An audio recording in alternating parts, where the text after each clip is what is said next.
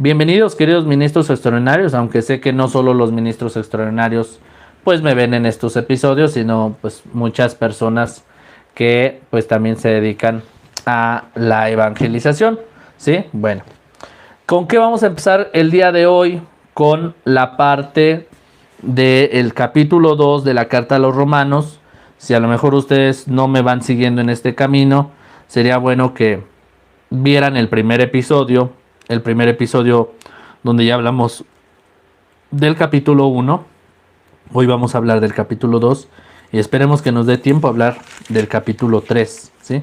Pero bueno, vamos a ver hasta dónde nos da tiempo y la intención de estos episodios es que vayamos meditando qué tiene que ver estas cartas paulinas, ¿sí?, a nosotros los que somos evangelizadores y que debemos dar testimonio de Dios, ¿ok? Escuchamos el capítulo 2, dice primero la explicación. Por lo tanto, ya no tienes disculpa. Pablo en estos episodios se dirige a los judíos que aguardaban el juicio de Dios, convencidos de que no serían condenados por el hecho de ser el pueblo de Dios. Pablo les recuerda que mientras más conocimientos religiosos haya, más argumentos habrá para justificar las propias faltas. La gloria, el honor y la paz serán para Pablo, que acaba de denunciar la injusticia y el mal del mundo pagano. Reconoce ahora que muchos viven de manera correcta, aunque no conozcan la ley de Dios. Afirma dos cosas en ese párrafo.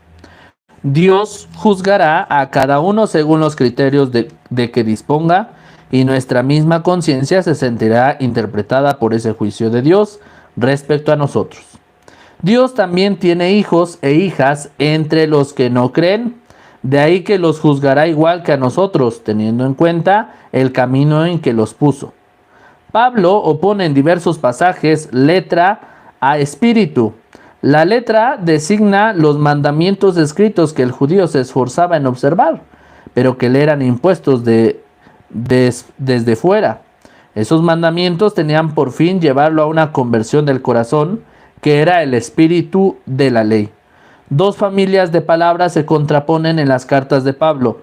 Por una parte, la palabra carne, que significa antigua alianza, mandamientos, ley, letra, y por otra, espíritu, que significa nueva alianza, promesa.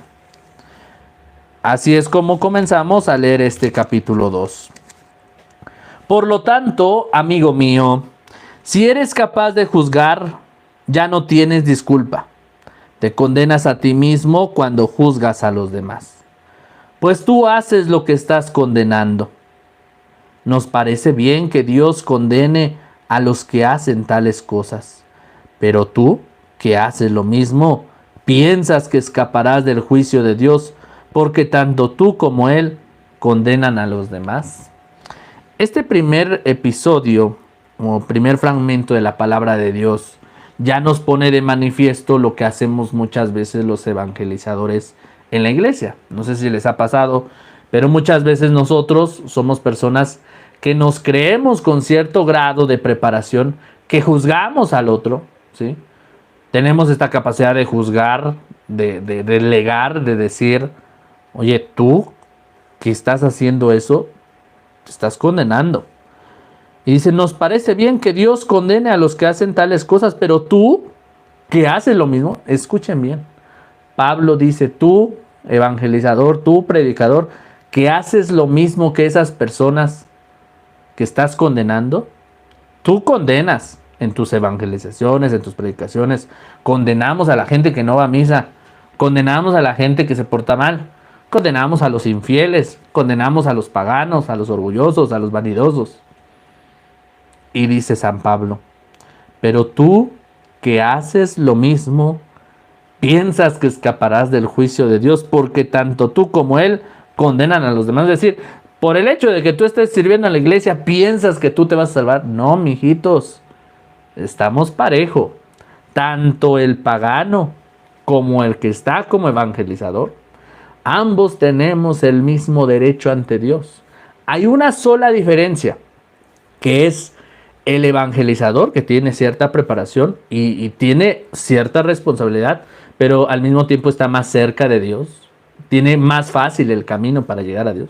Mientras que el pagano, ¿sí?, es decir, el pecador, el que no se ha convertido, sigue viviendo esa vida pecaminosa porque el camino en el que Dios lo puso, Dios le va a exigir de acuerdo al camino donde Dios lo puso, pero desde ahí no significa que no tenga que portarse bien. Ambos tienen que portarse bien, el que es pecador y el que es evangelizador. Y muchas veces juzgamos. Esto pasa muchas veces en la iglesia cuando ya tenemos cierta preparación. Decimos, no, pues yo ya me la sé, ¿no? Yo ya sé de qué trata esto, pero a nosotros también nos cuesta cambiar.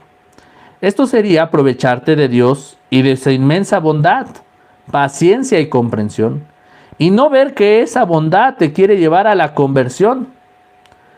Si tu corazón se endurece y te niegas a cambiar, te estás preparando para ti mismo un gran castigo para el día del juicio, cuando Dios se presente como justo juez. Tengan cuidado, queridos hermanos. Pensamos que a nosotros, por el hecho de estar palancas con el sacerdote, por tener un amigo sacerdote, ya le hicimos, y no. Nuestra salvación no depende de si tenemos palancas o conocidos en la iglesia con un alto rango, sino más bien es entender que todos somos iguales ante Dios y por lo tanto también seremos juzgados. Y si tu corazón se endurece y te niegas a cambiar, es decir, te niegas a vivir ese camino de conversión que todos deberíamos de vivir, dice, te estás preparando para ti mismo un gran castigo para el día del juicio, ¿sí?, cuando Dios se presente como justo juez. Él pagará a cada uno de acuerdo con sus obras. Dará vida eterna a quien haya seguido el camino de la gloria, del honor y la inmortalidad, siendo constante en hacer el bien. Y en cambio, habrá sentencia de reprobación para quienes no han seguido la verdad, sino más bien la injusticia. Habrá sufrimientos y angustias para todos los seres humanos que hayan hecho el mal, en primer lugar, para el judío y también para el griego. La gloria, en cambio, el honor y la paz serán para todos los que han hecho el bien, en primer lugar para el judío y también para el griego, porque Dios no hace distinción de personas. Esto es lo primero que quiero que entendamos en el capítulo 2, versículos del 1 al 11. Nos habla sobre temer ante el juicio de Dios. Muchas veces, como evangelizadores, no tenemos esta conciencia de decir, ok, a mí también me van a juzgar. Sí, claro, sé que el camino lo tiene más difícil aquella persona que es alcohólica, que tiene vicios, que vive infidelidad en el matrimonio, que no cuida a sus hijos, que no hace las cosas bien. Van a ser juzgados. Pero eso no quita que nosotros como ministros, evangelizadores que somos, no nos vayan a juzgar también. Y aguas, queridos ministros. A mí me preocupa mucho porque el hecho de estar ya cerca del servicio de Dios tendría por lo tanto que ayudarnos a ser mejores personas.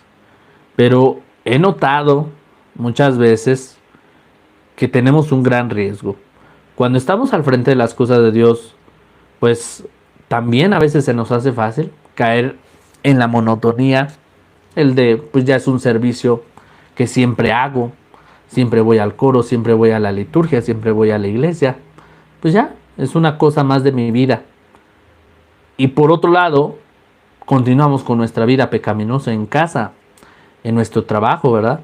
Seguimos mintiendo, seguimos engañándonos, siendo orgullosos, no permitiendo los valores que Dios nos presenta para vivir bien en esta tierra. Y valores como son desde el amor, que el amor encierra todo, pero también podemos hablar de honestidad, sinceridad, ¿sí?, compañía, comunidad, fraternidad. ¿Qué pasa en nuestra sociedad? Hoy en día cada quien tiene que ver por sus cosas, ¿sí? Vemos una iglesia que empieza a vivir el egocentrismo, el solo ver por mí mismo y no me importa la fe de los demás, que los demás crean lo que quieran crear. Y por eso es que vivimos en una sociedad muy abandonada al que hagan lo que quieran, ¿no? Pues fíjense, queridos hermanos, que Dios no va a hacer distinción de personas. Al contrario, nosotros que estamos al frente de este servicio, somos los primeros en ser juzgados ante los ojos de Dios. Y quiero decirles en este episodio, queridos ministros, ya meditando la carta a los romanos, que ustedes pues deben tener este sentido de conciencia sobre todo. Ustedes serán los primeros juzgados, porque ustedes ya saben, a diferencia de un pecador que no sabe, a un evangelizador que no quiere cambiar y ya sabe lo que hay que hacer, hay más responsabilidad en él que en él, porque el pecador no lo sabe. El que anda ahorita en un bar, en un antro, ahí, desperdiciando su vida, el que anda engañando a su matrimonio, ¿sí? El que anda abandonando a sus hijos por otros placeres, otros egos que tiene ahí guardados en su vida. Tanta gente que ahorita está haciendo tantas fechorías con su vida, no lo sabe. Pero imagínate tú, querido hermano ministro o evangelizador, que tú ya conoces lo que Dios ha dicho, ya conoces el evangelio, ya conoces la vida de Jesús, lo que te está diciendo. Oye, cambia. Oye, el evangelio hoy dijo que hay que hacer, sembrar, hay que dar frutos, hay que trabajar el amor. Ya te lo está diciendo Jesús. Y a pesar de que ya lo sabes, no lo haces, ok, ya hay algo más grave. Porque tú lo sabes. A diferencia del pagano, del que ahorita está ahí disfrutando la vida loca, para arriba y para abajo, ¿sí? Pero no sabe lo que hay que hacer bien, porque nunca se lo mostraron. Nunca le mostraron el amor, nunca le mostraron la bondad. Muchas de esas personas que desperdician su vida son personas que desde pequeños les inyectaron tantos traumas, tantas cuestiones psicológicas y que al final se desenvuelven en ese ambiente hasta que alguien llegue y los salva. Y es por ello que yo me preocupo todos los días de ayudarlos a ustedes, queridos ministros, a que sean buenos evangelizadores. Si nosotros logramos ser buenos evangelizadores para nuestra iglesia, ¿sí? Imagínense, o sea, si nosotros nos quedamos nada más con el tema de nuestros sacerdotes, qué pobre sería nuestra iglesia. Pero por eso es que todos somos bautizados y desde el ser bautizados ya tenemos esta misión de predicar el evangelio. A diferencia de un sacerdote, obviamente el sacerdote ya es un sacerdote ministerial y el sacerdote, su oficio, su trabajo de tiempo completo es realizar la Eucaristía, la confesión, los sacramentos, la confirmación, unción de los enfermos.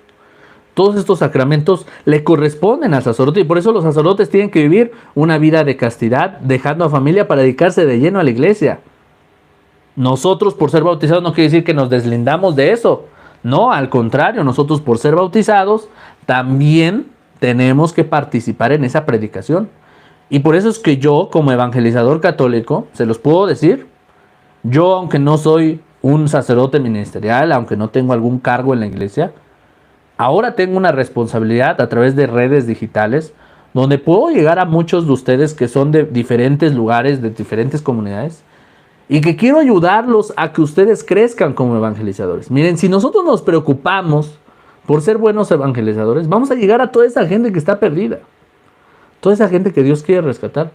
Y por eso es que quiero hablar durante todo este tiempo sobre la carta a los romanos y todas las cartas paulinas. ¿Por qué Pablo es el elegido para ir a visitar todas esas primeras comunidades cristianas? Pablo, que se encuentra con Jesús camino a Damasco, tiene un cambio rotundo, un giro total en su vida, que nadie le creía, pero él se encuentra con Jesús y Jesús le dice: ¿a quién me persigues? Saulo, Saulo, ¿por qué me persigues? ¿A quién buscas? Yo soy Jesús, a quien tú persigues.